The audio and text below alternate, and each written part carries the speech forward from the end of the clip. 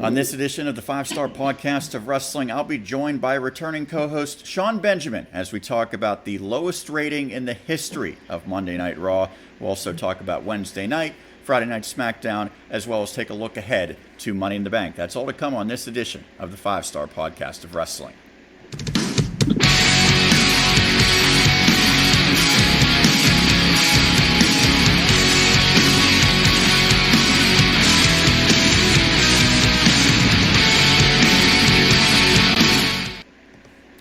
Back at it here for another week as the calendar has turned to May. I'm Sean Meyers, and as I mentioned, I'm joined by another Sean. That is Sean Benjamin making his return. We had him on about a month ago. Sean, thank you for doing this tonight. I appreciate it. Glad to be back on.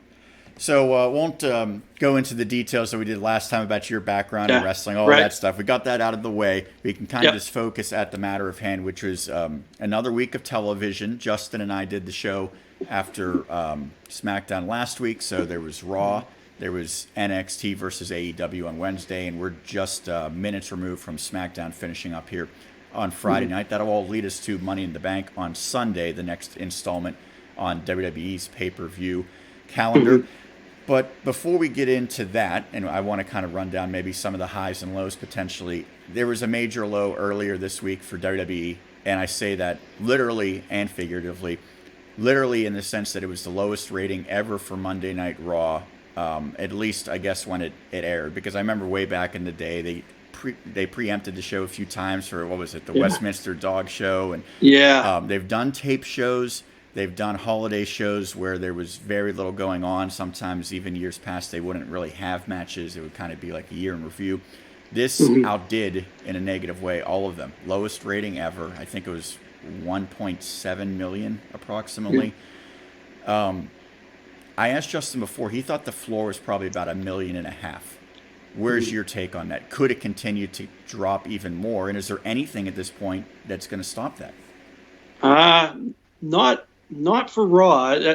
Raw, I think they're kind of in a transition stage where they're going through some of the younger talent, like we talked before, the stable with Angel Garza, and with Andrade, and and some of the guys, just talent isn't able to be there right now for different circumstances. So I think it's taken away from the show, and it's become kind of that B show to SmackDown as it is. And now with the way things are right now, it keeps going down further.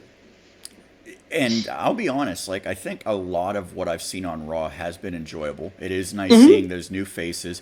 Now, there's been some criticism because last time we talked, we highlighted that stable with Angel Garza, Andrade, and then Austin Theory, which at some point they're going to probably end up calling AAA or something since they all have the A's in their name. And Zelina Vega leading the way. And they got so much TV time. But what ended up happening is dozens and dozens of tweets on Monday break them up because all they do is lose. And I get that part of it. But I have enjoyed a lot of what we've seen on Raw because the people have kind of gotten what they wanted. Oh, give Apollo a chance. They have. Make Aleister Black a star. They have. It's a lot of young stars. In a sense, that was supposed to appeal to maybe the hardcore wrestling fans, and I think that's probably what's making it up. But is there anything they can do to get casual fans back, especially in this era where there's not going to be an audience, probably at least for several more weeks?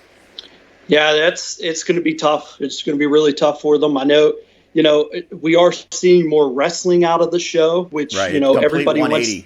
Everybody wants to see the action, and we're getting a lot more action, and it's good action. I mean, the match, you had Brendan Vink and Shane Thorne against Cedric Alexander and Ricochet. Good match 2 weeks ago. The other night was kind of a dud. You know what I mean? So if you can keep that on a more consistent basis and get those kind of results, I think it'll start bringing people back.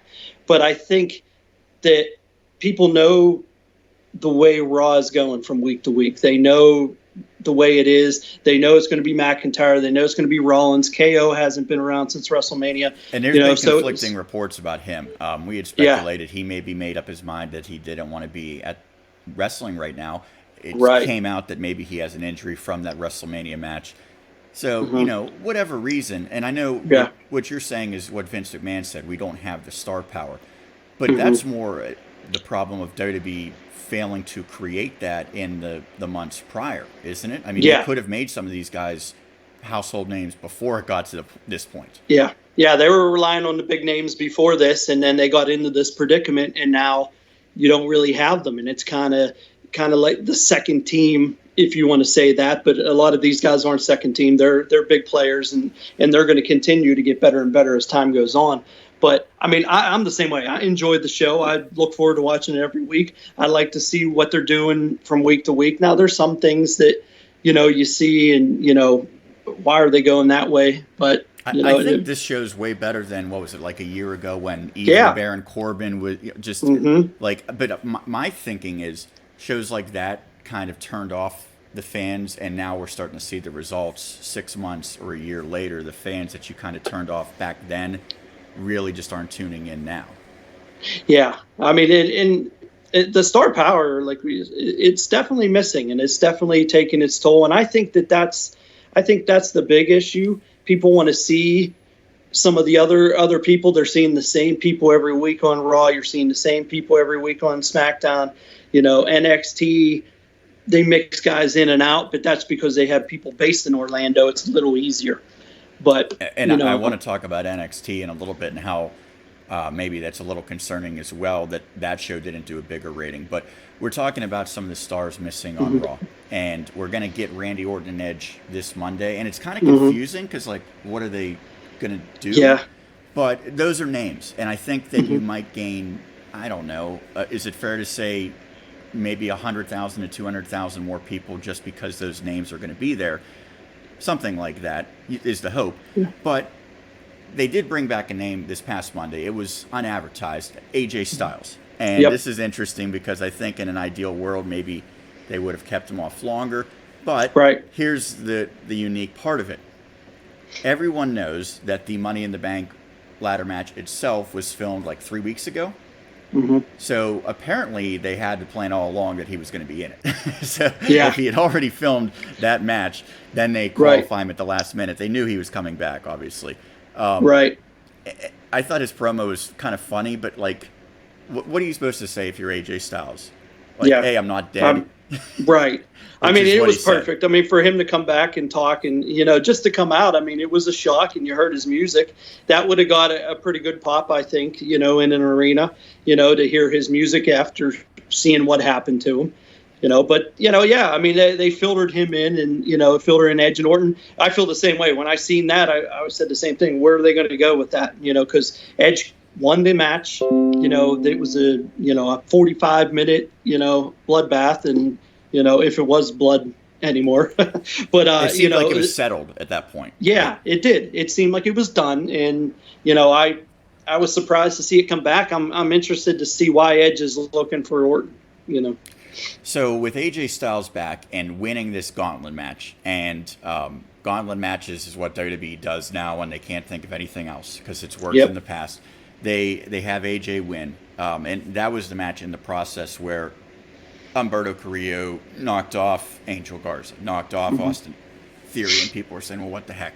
And Bobby Lashley had a good showing beating jobbers, basically. So it comes down to AJ winning. He's now on Money in the Bank.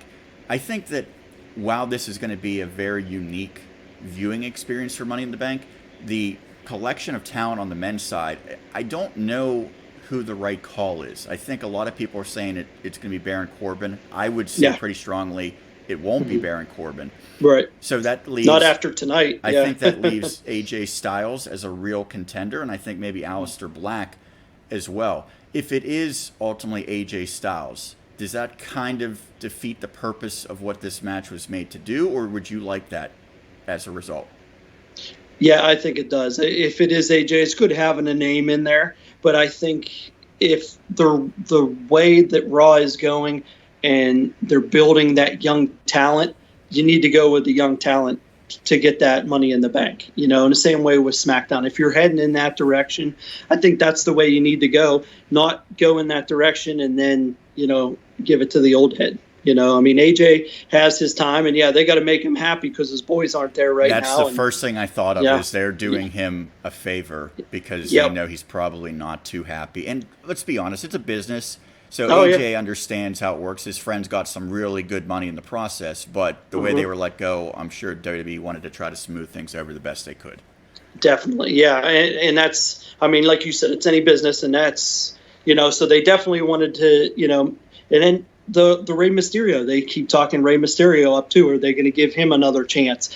Because whenever Rey, pulled the rabbit out of the hat back in the day, that was more or less, when they were on kind of a downtime. So, maybe they want to bring it back. Well, it's more mainstream and give him a shot. But I know my daughter's real big on Aleister Black. That's who she wants. That's who she keeps saying. So we'll see what happens. I always wonder, did they give promises to wrestlers, especially ones who have contracts up?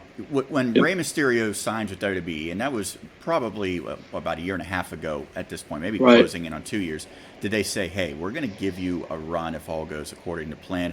I could tell you a certain person that I know was not guaranteed anything creatively. It was simply hey, here's financially a good contract. But then you kind of just hope, if they're giving me this money and showing this faith, they are going to want to use me in a positive way. But I always thought if there was stuff promised, that has to be tough, because the first thing that comes to mind is Batista coming back, winning the Royal Rumble, and it was almost a guarantee he was going to win the title at WrestleMania, and that all went out the window and went to Daniel Bryan. And I'm thinking, if they said that to Batista, he has a right to be ticked, but he also has to understand why it kind of played out like that. So as far as are they doing this to make it up to AJ? I would hope not, Right. But same way with, like you said, with Mysterio. I hope that there's not those things, or maybe we'll give you a good push, but I think we'll give AJ you more and money. Mysterio would be fine with it. It's just they don't need it, and that's kind of how you build a new star. As and Aleister would be an awesome person to get going. You look at the SmackDown side of it. Unfortunately, I mean, they're giving a really good push right now to Otis, but Otis isn't going to win it. Right. And the weird thing is, he really is still, in a sense, part of a tag team. Right. Tucker's been missing for a couple weeks now, and it's kind of weird. I don't know if you've seen the ride along on the network that had Otis and Mandy on there. It had the Street Profits, and then the other half with Otis and Mandy when they were in Philly. And, Otis and Mandy were, driving just those two. Then they pull up, they do a horse and carriage to the arena, and it's just those two, no Tucker. So it's kind of weird. Tucker might have some injuries, just hasn't been there lately. So anything else that you thought was notable on Raw other than the fact that it got just an abysmal rating? Yeah, it's honestly, I didn't know the rating until you told me. It's, like I said that one time, I try to stay away because it drives me crazy, because I see things and I'm like, well, I don't understand why, but people have their preferences and what they want to see and what they don't want to see. But I like the direction they're going. I think that they're trying to build those up and coming guys. I think we're in kind of the ruthless aggression era right now when it comes to that. That's when he came out, and you were in that whole rebuilding stage. Right. And I think that's where they're at. The difference is, however, they had so much momentum from the Attitude Era that they were still going to have strong ratings and stuff like that. Yeah. Now it's coming at a time where they were already heading in the wrong direction. Yep. Wednesday night, man, this was, I think, when you go back to October, when the head-to-head between Dynamite and NXT started, they've built up some big shows. There's no doubt. This, to me, is one where I think both sides really tried to make it pretty darn big. And with Dynamite, the big appeal was it was coming back live, because they had a lot of shows. Now they're coming back live, and potentially they're going to be bringing a lot of guys back. And Justin Lowry had noted that there was a number of them who had been kind of just away. Well, now you can bring them back. NXT, I don't even know if it was live or taped. It's really hard to tell the difference, to be honest. Yeah. But they basically built it almost like it was giving away a couple of takeover matches, because there's probably not going to be a takeover while they're still having these issues with the fans. But, okay, you have a world title match. You have your women's title match. You have a massive debut. It felt like there was at least 3 elements that should have made that a really big show. And the ratings went up for both, but it was not a huge increase, like 4 or 5%. NXT still lost to AEW. if you're WWE or NXT specifically, is it kind of concerning that you kind of threw your best punch and it still was under 700,000, still not good enough to defeat AEW when you had a world title match, a women's title match, and this massively anticipated debut? Yeah, I mean, I think it's disappointing to them. I mean, because even though, they're still going live. So, there's always that ratings war. But I think that it's a little concerning that, they're not getting the results that they're looking for. So I know you said you were going back and forth. What was, in your opinion, what was the pulse of the two shows? Was there something that made one show stand out above the other? No, just the title matches. I mean, if just at the times I was going back and forth, the whole last half hour, 40 minutes was the Jericho and and Hardy came out. Matt Hardy came out. Talk me through this, because I saw some clips. I read a little bit about it. Obviously, Sammy Guevara getting hit by a golf cart looked pretty darn stiff. Right. But so they were like in an outdoor venue.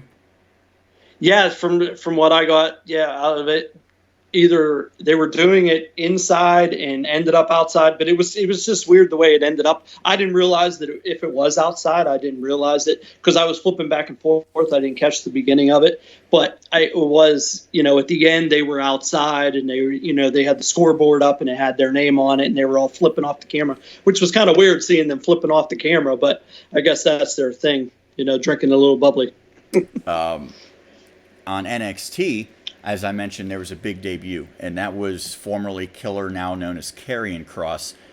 And I said this to you before. I had heard about him. I had never really seen his work, and I didn't think that he was certainly as big of a name as some of the people that NXT had brought in over the last couple of years. But he had the benefit of having, again, both probably literally and figuratively, the hottest free agent woman in wrestling by his side in Scarlett. And it seemed like they built this up because they attacked Tommaso Ciampa, maybe get involved with other storylines, potentially with Johnny Gargano and maybe Finn Balor. He finally debuts, and the entrance itself set the tone. The match was kind of nondescript. He just destroyed a nobody. Yeah. But it was the entrance that makes me feel like this could be legitimately an absolute top guy for the company. Oh, yeah. I mean, when I seen that entrance, I said right away, I mean, don't you feel it could be, that would be an awesome entrance at a takeover, because they'll get, you got the crowd, you have the sound, the lights, all the, it would just be exciting. It would be a good entrance.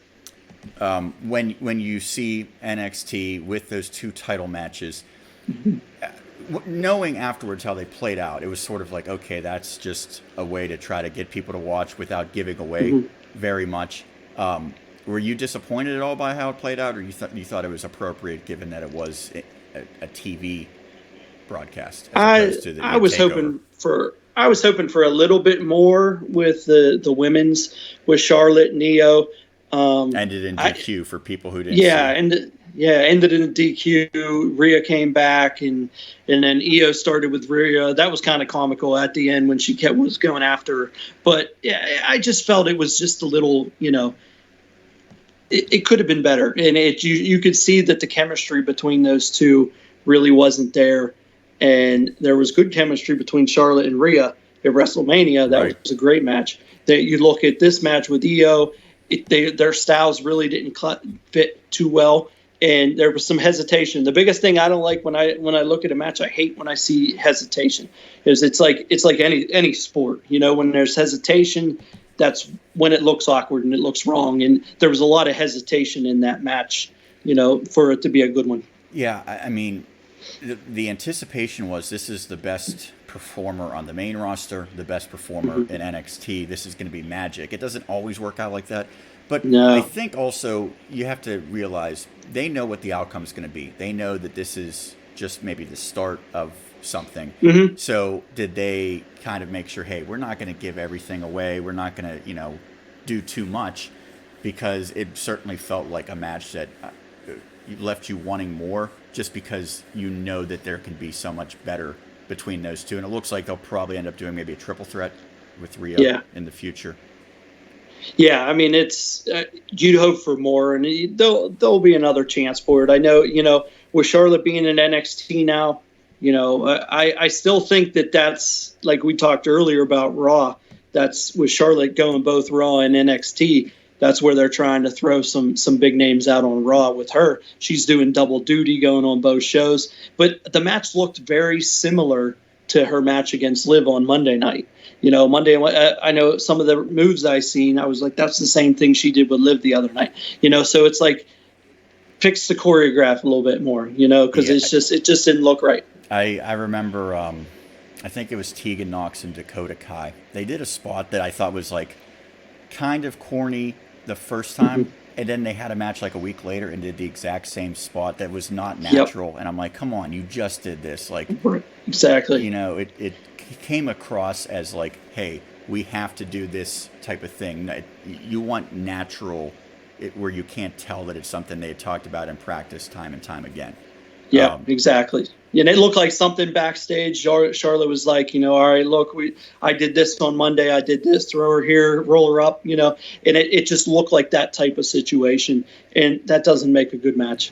So Justin and I had speculated that Velveteen Dream, whether the allegations against him really proved to be substantial in the end or not, that he would be taken off of TV until everything got sorted out. There was some accusations that he was basically committing sexual misconduct with a minor.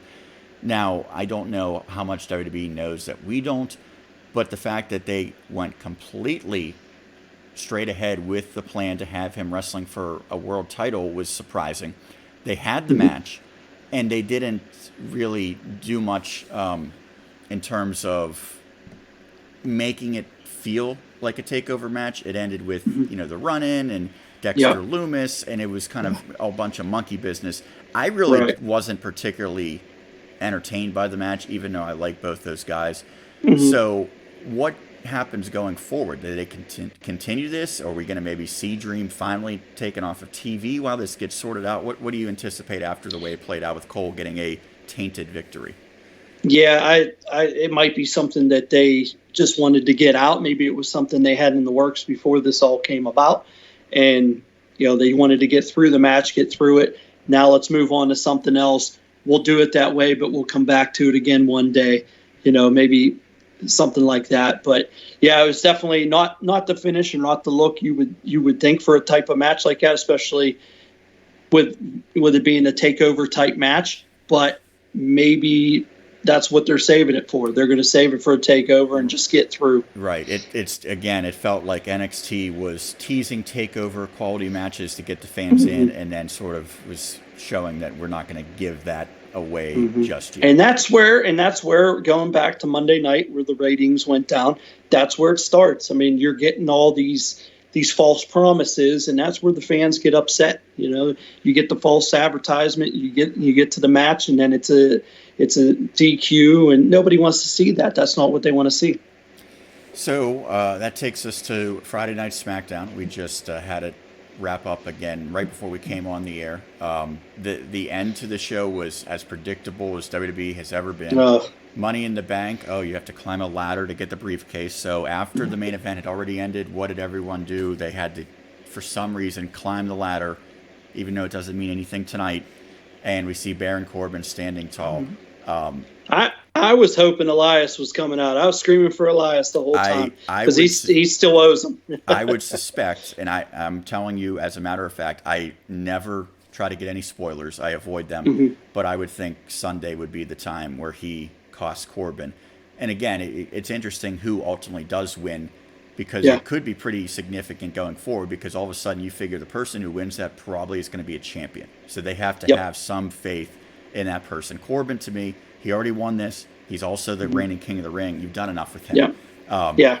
So on SmackDown, they have that finish. They also have Tamina win cleanly. To me, it's a lot of like, we're doing the most formulaic, tried and true way to set up this pay-per-view, because WWE doesn't really think outside the box sometimes. Right. Yeah, that's what I thought. I mean, when I seen Tamina won tonight, I automatically said, well, she's not going to win on Sunday. You look at Corbin I mean, it doesn't really mean that they're not going to win, but, usually they don't, and it's, and I immediately, when I seen the match set up last week, I immediately thought Corbin would be the guy that would win the title. He had his opportunities when he was, a one-on-one match. The fans weren't really into it. But now the type of situation that we're in right now, money in the bank, money in, that person usually always wins the title. So this would be a time to put the belt on him because they've really worked him for the last 2 years at trying to get to this point. But the way things went down tonight, it makes you think. So, right. And that's, that's what, because, he made that big scene at the end there and got to the top. Like, they're really going to make him win. But you figure the Raw guy's on the other side, So maybe he's the best of these three right now. But, the other side with the Raw guys, you got AJ, Alistair, Ray. So with the Tamina thing, I said, the tried and true. Before the Royal Rumble, you have to have a brawl where guys are throwing each other out. Before Money in the Bank, you have to have people just arbitrarily climbing ladders towards the briefcase. That's what they do. With Tamina, that has followed a path where someone who hasn't really been utilized that well, that they're giving like a sudden push to put them in a title match, they have to beat the champion in like the last show before the pay-per-view. So she pins Bayley. Clean victory for Tamina. It just seems like, why would anyone buy this? Like, why would all of a sudden, should they believe that this woman who's been with the company for, 10 plus years, who really hasn't done anything for a long time, there's no reason to think now that she's better than she had been before, right? Right. Yeah, I don't see. I mean, I look for actually Sasha. Maybe this might be the time where Sasha flips and we might get that Sasha Bayley rivalry because they're searching for that rivalry again with Bayley. She's gone through the division. I agree, but I think it has to come after Sasha helps Bayley keep the title, right? You can't have Tamina win the title. Right, yeah. She's definitely got to help her win and then flip. Because, I mean, you thought, at WrestleMania that it was going to happen, that she was going to turn on her, and now, but she didn't. But now it just feels like it's coming because Bayley's gone through everybody in the division. She's gone against, Becky on the other side. She's gone against Charlotte. She's gone against all the top ones. Now I think it's time to get back to, Bayley and Sasha and get the title back on the boss. And hope that they can relive their magic when they were in NXT going against one another. Yeah, because they had some fantastic matches, absolutely. So we talked about the men's Money in the Bank. The crazy part is simultaneously the women's match. And I have real concerns about how that will look. Yeah. I think it'll be kind of a sloppy mess at times. Yeah. But it'll be interesting. Again, it's something that we don't know what to expect, so you tune in. However, when you look at that group, it looks like three dominant powerhouses on Raw. I don't see very much on SmackDown at all. No. But I think, okay, do they want to do Shayna Baszler again? We just saw her at WrestleMania get this opportunity. Yeah. Do they want to do Asuka after they had her kind of take the beating from Shayna Baszler? And honestly, Asuka's been in a pretty good spot, but she's never been the top spot on the main roster.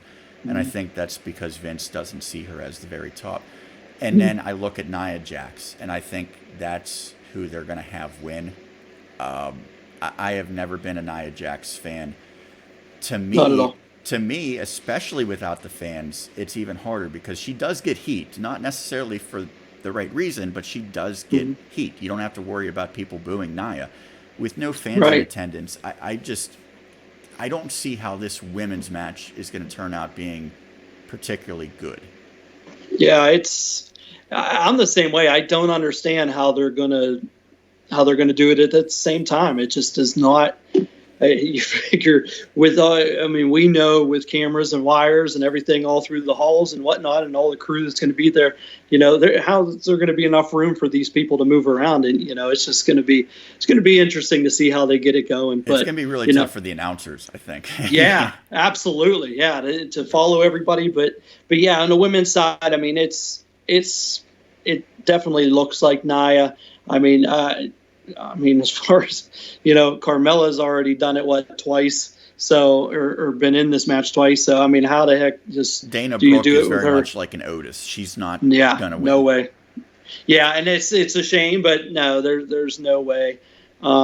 Did they add any other matches tonight? I didn't hear of any others. That's another thing. Justin and I talked about, like, well, how are they going to fill out this card? Like, when they're putting these two Money in the Bank ladder matches into one, it creates a major gap. So we know that there's the world title matches, Seth and Drew, and I think that could be legitimately 25 to 30 minutes if they wanted.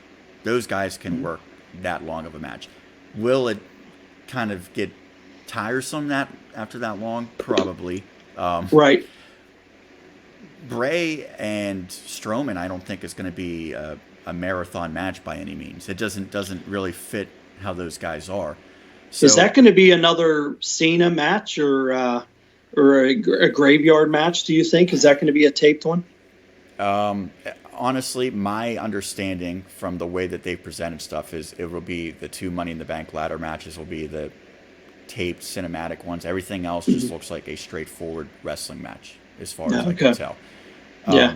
So, I have questions about, they added, I think, officially they announced tonight the Fatal 4-Way Tag Team SmackDown title match.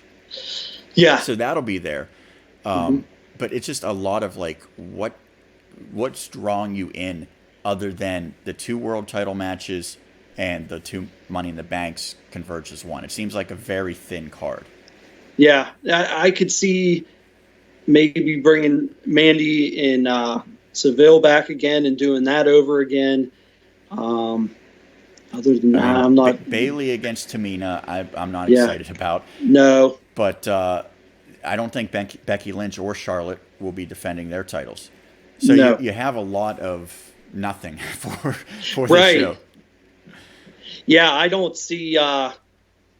It's going to be interesting to see what comes out or the distance in these matches.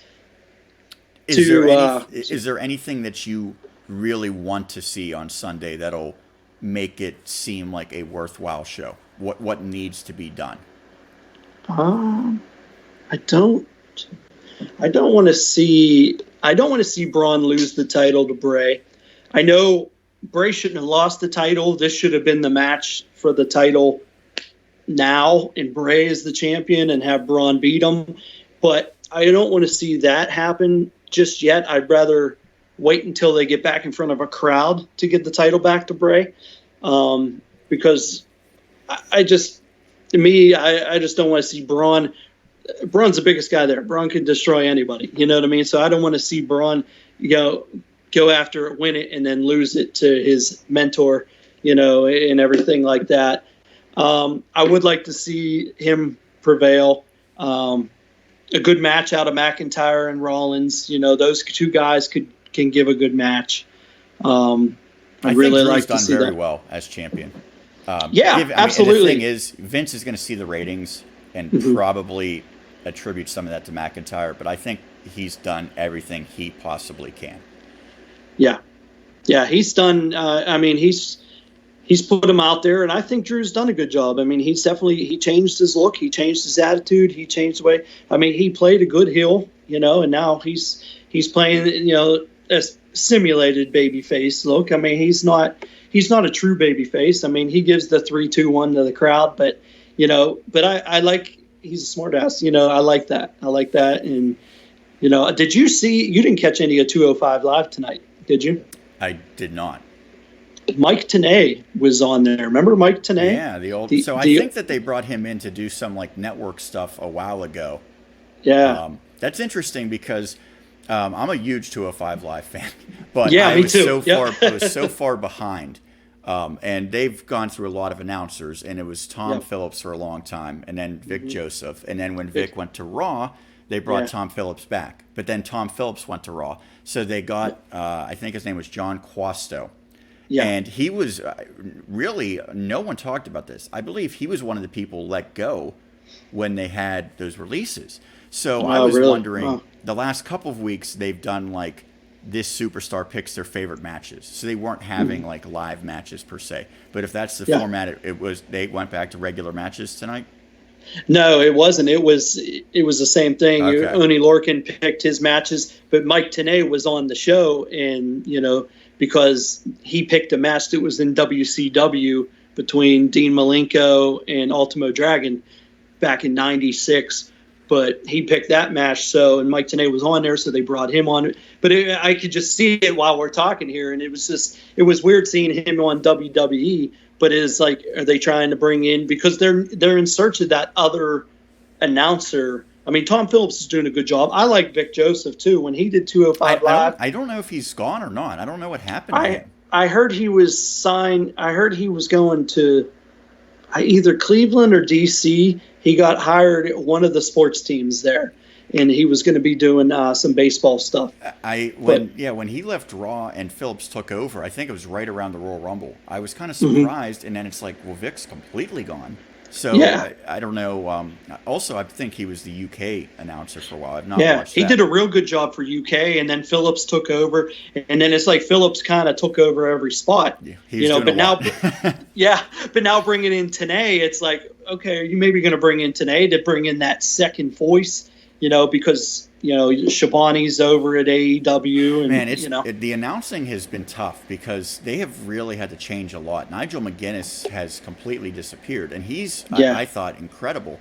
So what they've done on NXT is they have, I think, Phillips there, like in the venue, and then they have like remotely Beth Phoenix and Morrow. But Morrow and Phillips have the exact same play-by-play role, so it's kind of like, why do you need both of them? And then it's kind of weird. We've seen on SmackDown, they've had different co-hosts with Michael Cole. Remember, it was Triple H at first, and then it was JBL of all people at WrestleMania. Right, Lawler's been in and out, Samoa Joe. That has been a major issue, and I think everyone's done an adequate job, but it's just tough when you have different voices every single week. Yeah, everybody wants that same voice, and ever since... and that's part of like we were talking earlier about the numbers for Raw, that's part of it too. When they took Cole and the local guy, I always call him the local guy, away from Raw, that took it down a little bit, because now you have voices that people aren't used to hearing, and people just aren't used to Tom Phillips yet. And I don't think he does a bad job. I like him. I like Vic Joseph. If Tenay, Tom Phillips is a good guy. He and I email, and he actually gave me, this is 100% true. I practiced wrestling commentary because I've had plenty of free time, and I had never done it before. And I'm like, I really want to try doing wrestling commentary. Right. Because it's somewhat like calling sports, but it's not really. It's its own entity. So I kind of went with like the storytelling. It wasn't just calling moves, whatever, but I had no idea if I was doing anywhere close to a good job or not. So I had 205 Live. I had kind of written down like what had happened the prior week, so I had some notes there. And I knew the match was going to be Joaquin Wilde and Raul Mendoza. But I put it on mute. I had not seen the match before. And I went and I recorded it. And I went back and I listened to the actual commentary. And I was like, which was John Quastro and Aiden English, who's also been let go. And so I listened to their commentary, but I was like, you know what? I would love to hear real critique.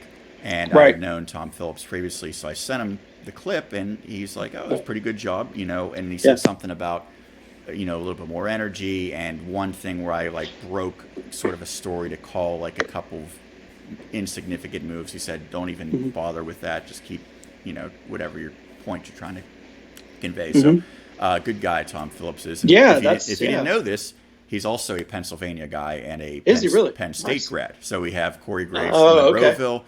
We have Tom Phillips. And I believe, if I'm correct, that Vic Joseph might be a Philadelphia native as well. Yeah, he is, yep. So there's Pennsylvania is a hotbed of professional wrestling announcers. And Corey Graves, I mean, he came, he was back in IWC and worked his way up. And, he was in there with Elias back in the day. Am I wrong?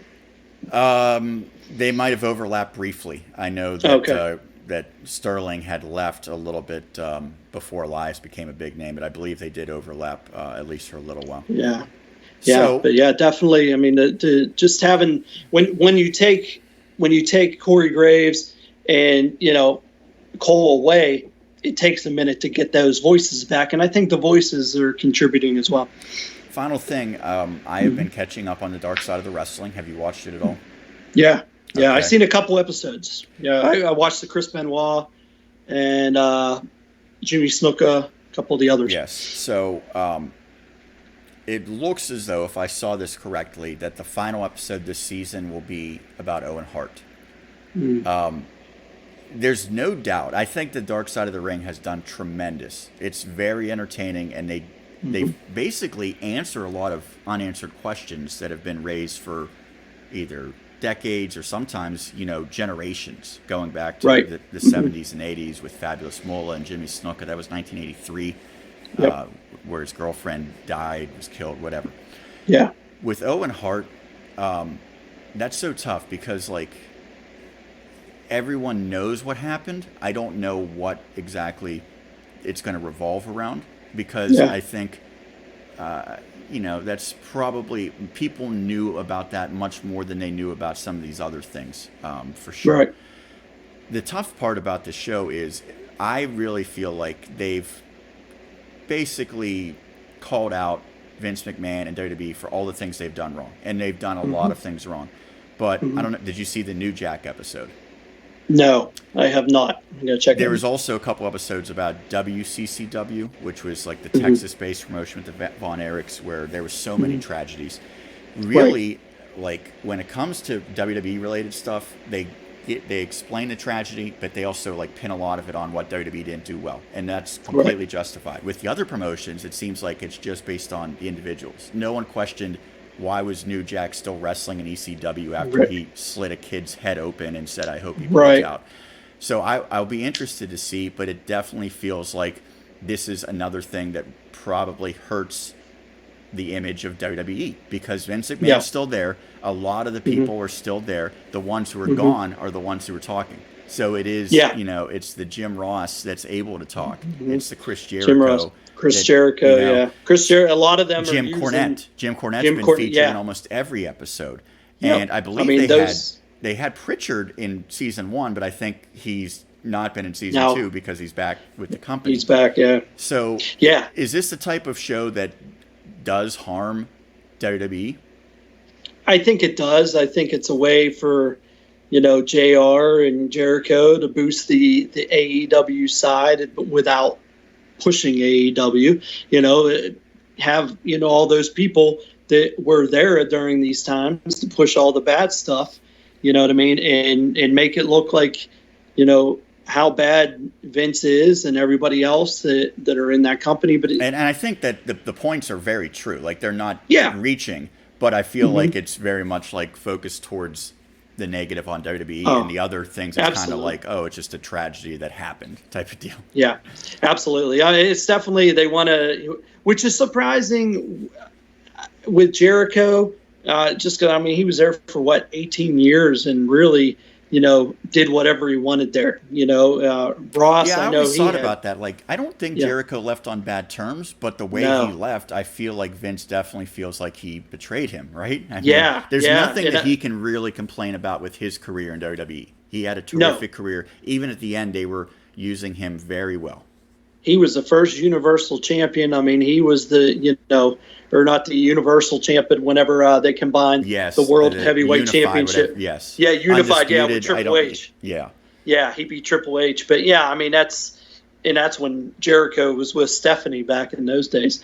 But, but that's the thing. He had a really good run there, which was surprising that there would be some animosity. But, like you said, Vince probably feels like he betrayed him. But, there were so many people. When you go through the AEW, and especially now, I don't know. With Hardy going over, Brody Lee. Well, yeah, so how about their title match, their next pay-per-view is the former Dean Ambrose, Jon Moxley, against the former Luke Harper and Brody Lee. So it's two WWE guys fighting for their title, probably main eventing their next pay-per-view. Yeah, which a lot of the guys there, it's WWE guys. You had Hardy on the other night. You had those guys. So, when you look at it, they can sit and say, oh, well, WWE treated me wrong. They did this, they did that. But, that's where you made your name. That's how people know who you are, is from there. Right. And I know, I watch AEW.